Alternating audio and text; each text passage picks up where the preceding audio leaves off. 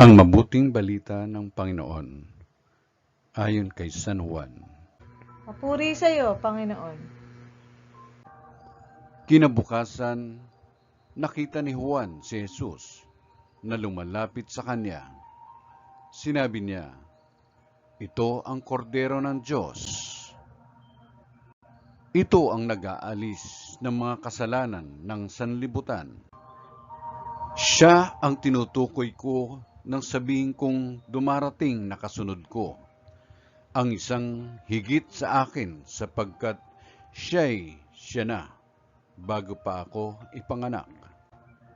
Hindi ko rin siya lubos na nakikilala noon, bagamat ako'y naparitong nagbibinyag sa tubig upang ipakilala siya sa Israel." Ito ang patutuo ni Juan. Nakita ko ang Espiritong bumababa buhat sa langit, gaya ng isang kalapati, at nanatili sa kanya.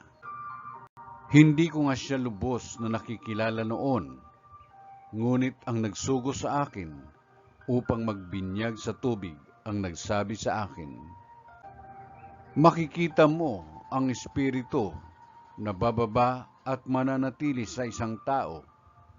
Siya ang magbibinyag sa pamamagitan ng Espiritu Santo." Nakita ko ito at pinatutuhanan kong siya ang anak ng Diyos.